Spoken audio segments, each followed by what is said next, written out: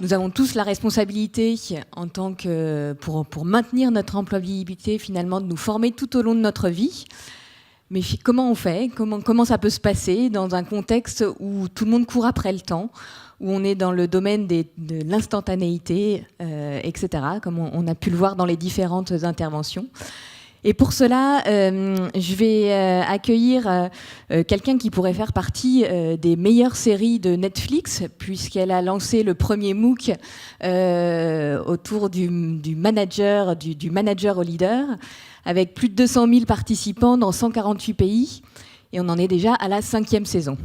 Donc je vous remercie d'accueillir Cécile Desjous, professeure des universités au CNAM. En tant qu'effectivement experte de la gestion des talents, du digital learning, est-ce que tu peux nous dire quelles sont les grandes tendances aujourd'hui de la formation professionnelle ? Alors, c'est pas simple de répondre à cette question, puisqu'en fait, chaque entreprise a son rythme. On voit bien qu'il y a des pratiques différentes suivant les secteurs d'activité, suivant en même temps les tailles des entreprises, et puis suivant aussi la volonté de la stratégie, et puis la volonté de transformation des DRH. Donc on voit bien qu'en fait, c'est toujours très difficile de donner des tendances qui sont généralisées, puisqu'en fait, chaque entreprise va à son rythme. Ce que je peux partager avec vous, en fait, c'est des perceptions qui viennent à la fois d'observation, de travail de thèse, de la chaire, le Learning Lab, où on travaille avec les entreprises. Et l'idée, bien sûr, c'est de vous donner en fait 3 axes. Premier axe, c'est l'axe chronologique. On voit qu'en fait, avec le numérique, on a déjà eu donc le passage des formations distancielles à des formations numériques, et on a beaucoup d'entreprises qui ont fait 2 choses. Soit elles ont créé de nouvelles façons de former, soit elles ont ouvert dans leur LMS ou dans leur système de formation, eh bien, elles ont ouvert à des façons, j'allais dire, extérieures, de façon beaucoup plus quantitative, nombreuses, pour pouvoir les intégrer et les mixer à leurs nouvelles pratiques. Donc, elles ont fait des ouvertures sur des TEDx, sur des MOOC, sur de nombreux outils avec des startups, etc. Donc, la première tendance a vraiment été de digitaliser le contenu. La deuxième tendance, c'est en fait de créer des écosystèmes de blended learning où on va mettre et du distanciel et du présentiel. Et cette deuxième tendance, on pourrait dire qu'en fait, c'est la réinvention du présentiel. Comment on peut faire un présentiel intelligent, complémentaire, différent ? Ça, c'est chronologiquement ce qui vient après la digitalisation du contenu. Donc, on fait du blended et on réinvente le présentiel puisqu'on ne peut plus utiliser les mêmes formats. La troisième pratique, ça c'est intéressant, c'est qu'en fait on va travailler en écosystème avec d'autres entreprises et on va essayer de créer en fait des écosystèmes de blended learning pour pouvoir tester de nouveaux sujets. Alors ça se fait beaucoup sur les sujets liés au réglementaire, puisque souvent les entreprises ont les mêmes problématiques réglementaires, mais comme elles veulent le rendre plus sexy en faisant des séries, en faisant des choses comme ça, elles le font à plusieurs. Donc ça c'est intéressant, parce qu'en fait on voit émerger des écosystèmes, j'allais dire, d'apprenance. Donc, contenu, digitalisation. Ensuite, donc, on est sur un partage, voilà, blended learning, présentiel, et ensuite on est sur l'écosystème d'apprenance.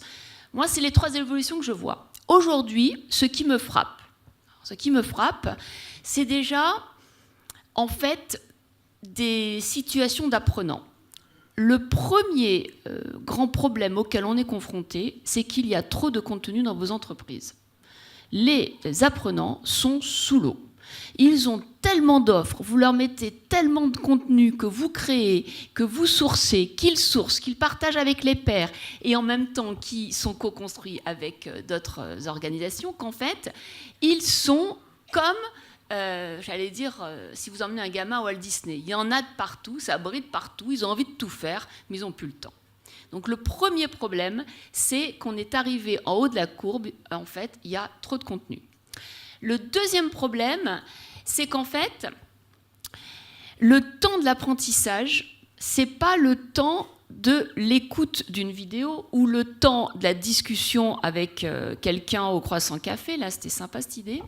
Le temps de l'apprentissage, c'est pas ça.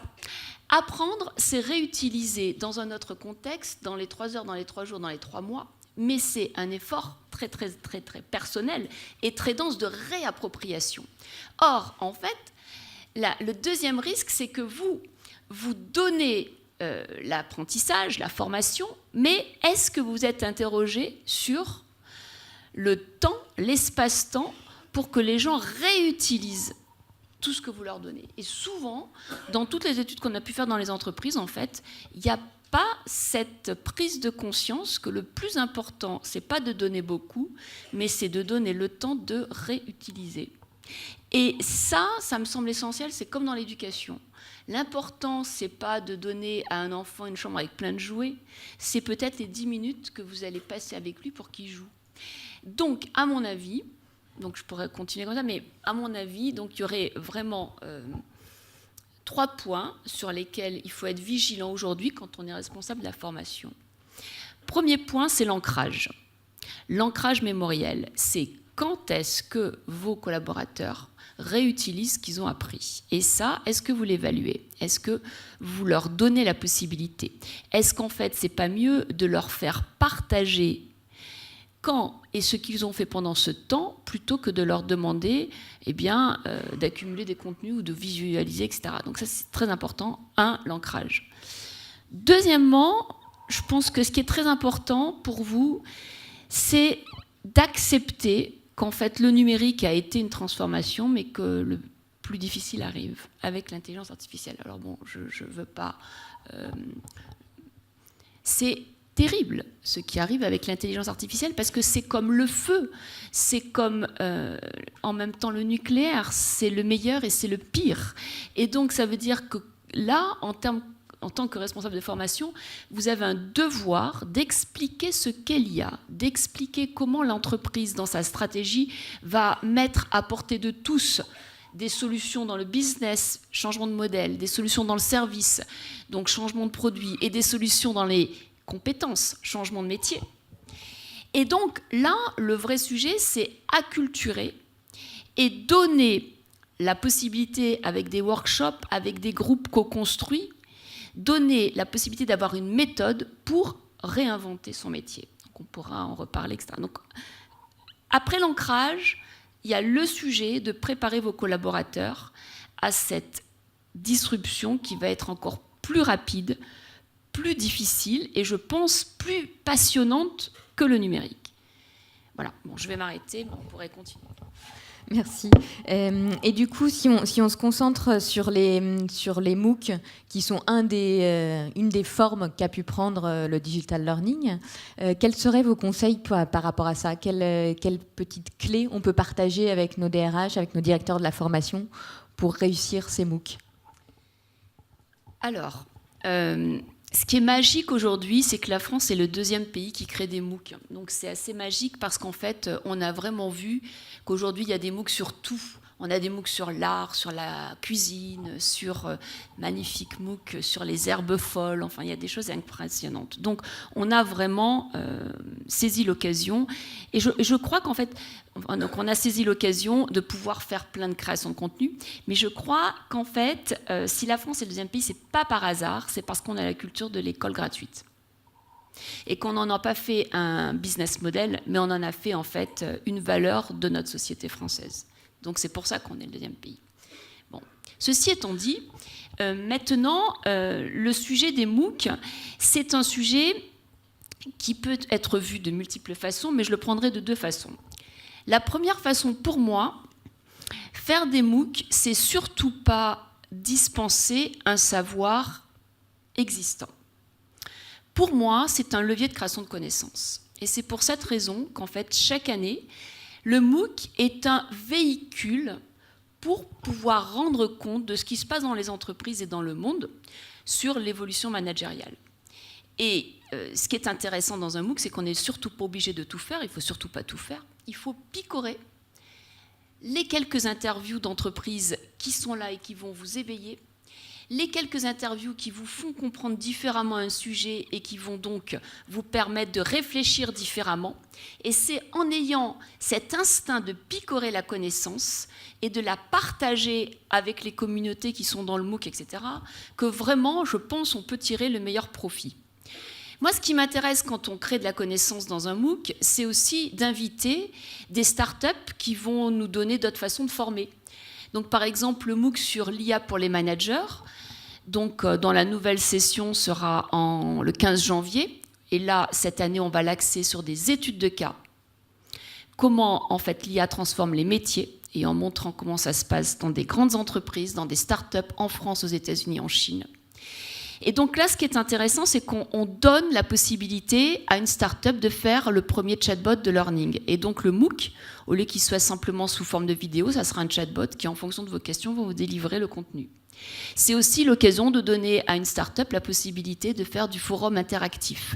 C'est-à-dire, au lieu d'avoir un forum classique, on a un forum en timeline, un peu un flipboard ou un Hotsuite, en temps réel, et donc c'est une autre façon de communiquer. C'est aussi la façon, par exemple, de créer du rich media, c'est-à-dire donc de faire en fait du partage de connaissances par de la vidéo, par du texte, par du PDF, en temps réel, en même temps que vous suivez la vidéo. Donc tout ça, ce que je veux dire par là, c'est que c'est un espace de test de nouvelles façons de former aussi. Donc c'est une façon de créer de la connaissance, c'est un espace pour former différemment et voir si ça marche ou pas. Je vous donne un contre-exemple. J'ai travaillé avec une start-up sur les Learning Analytics, bien sûr je tairai le nom, et donc on m'avait dit c'est génial, avec les Learning Analytics, on va pouvoir pusher de la donnée personnelle pour les MOOCers. Donc vous pensez bien que j'ai voulu tester, puisque j'adore tester. Bon, ben, ça ne marche pas du tout, parce qu'en fait c'est pas du tout du machine learning, mais c'est du système expert, c'est-à-dire que c'était moi qui devais donner les réponses, donc c'était quand même pas du tout du machine learning. Donc voilà, donc ça c'est intéressant. Donc on teste le plus et on teste le moins. Donc ça c'est la deuxième chose. Et la troisième chose, ça me paraît indispensable, c'est ce qui est indispensable pour les collaborateurs, et Monsieur Duboncoin l'a vraiment dit, c'est d'apprendre à travailler en transversalité. Si on veut demain que les personnes puissent évoluer sur des nouveaux métiers, il faut leur donner la capacité à développer de nouvelles compétences. Alors on nous dit souvent les soft skills, mais pour moi ça c'est tarte à la crème. Pour moi le plus important, avant même de les transformer sur les métiers de l'IA, c'est de leur donner les basiques sur comment on travaille en collaboration et comment un manager peut être un créateur d'intelligence collective. Et c'est pour ça que comme rien ne m'a satisfait dans tout ce que j'ai pu voir sur l'intelligence collective, le travail en collaboration, je suis allée vraiment interviewer beaucoup de startups et d'entreprises et on a créé un contenu sur qu'est-ce que c'est travailler avec les autres, des humains et demain des machines, pour pouvoir créer de l'intelligence collective qui sera la seule façon dont l'humain pourra rester maître avec la machine. Et donc on sort un MOOC sur 15 décembre, du manager au leader devenir agile et collaboratif, qui est comment manager et devenir créateur d'intelligence collective. Mais pour terminer, puis je m'arrêterai là, un MOOC, ça dure que 6 semaines. Alors, on fait beaucoup de mécontents parce que 6 semaines, c'est court.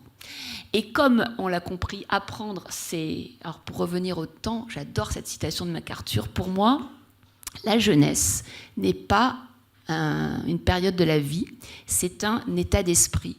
Et pour moi, apprendre, c'est rester jeune. Et quand je vois ma mère qui a plus de 80 ans, qui va à l'université 3 fois par semaine et qui m'apprend plein de choses, je pense qu'en fait, le temps n'a pas d'emprise sur la jeunesse quand on la pense comme une façon d'apprendre. Et donc, demain, pour continuer à être au cœur, avec le Learning Lab, on lance la première chaîne YouTube sur continuer à apprendre tous les jeudis, et ça s'appellera les jeudis de Cécile.